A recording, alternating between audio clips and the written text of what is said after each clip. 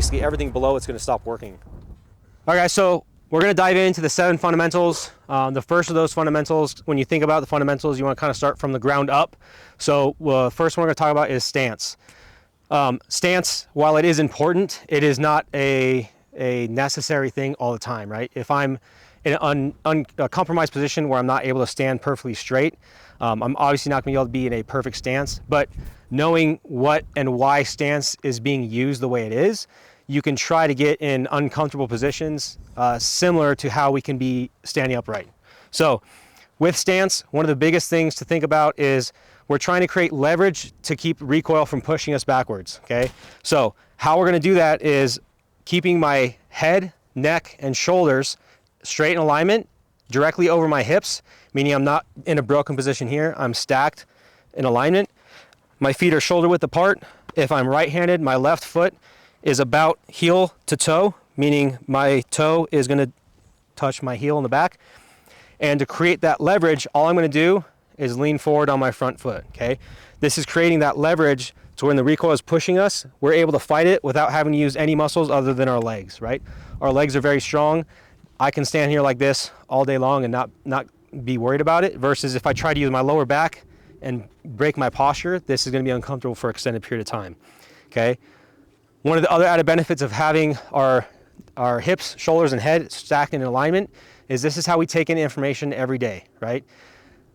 Just because we put a gun in our hands doesn't mean we need to start doing things that are uncomfortable or not normal in our everyday lives, okay? So try to minimize the things that you do differently just because there's a firearm in your hand, okay? So my head is upright, I'm able to take in information, I'm stacked in an alignment up on my upper body, and I'm just leaning in on that front foot to mitigate that recoil backwards, okay? So with the gun, it is clear, empty magazine, empty chamber. From here, if the gun is to push me backwards, right, all I'm going to do is keep my upper body stacked. I'm just going to lean more into this front foot, okay? The bigger thing is this back leg isn't locked. It's just not locked enough, right? Because we don't want joints locked, because locked joints are not good. So you want a soft knees and just press in onto this front leg, keeping everything stacked in alignment, keeping your head up, keeping your shoulders relaxed, okay? So this is what a good stance would look like. The biggest thing with stance is in this position, I am able to move in any direction, right? If I need to go forward, backwards, left, or right, from here, if I want to go left or right, all I need to do is turn and push off, right? So being in that position where I'm able to move any direction, my upper body is stacked in alignment and relaxed, okay? My head is relaxed, my head is up, I'm able to take in information, look around, and all I'm doing is putting weight on that front foot to mitigate that recoil backwards. All right, guys, so what I'm gonna do now is I'm gonna show you the benefit of why stance is very important.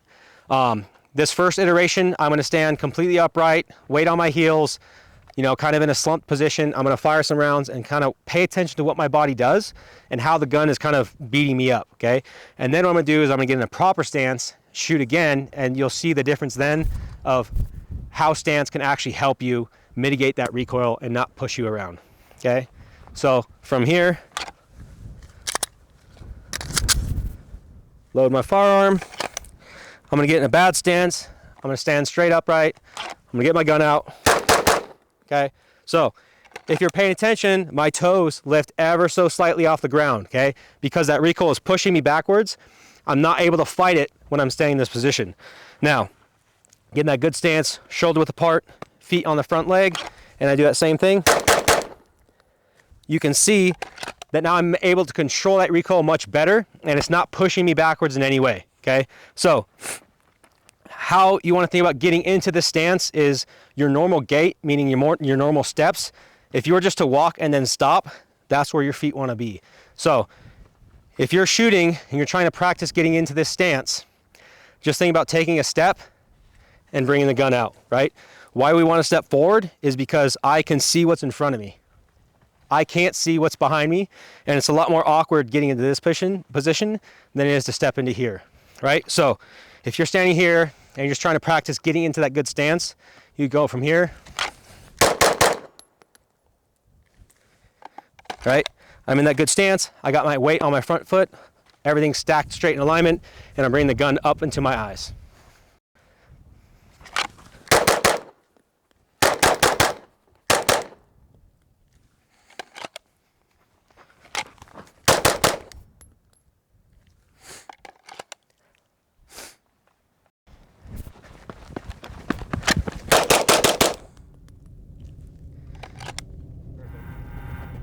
The dust probably looks cool too.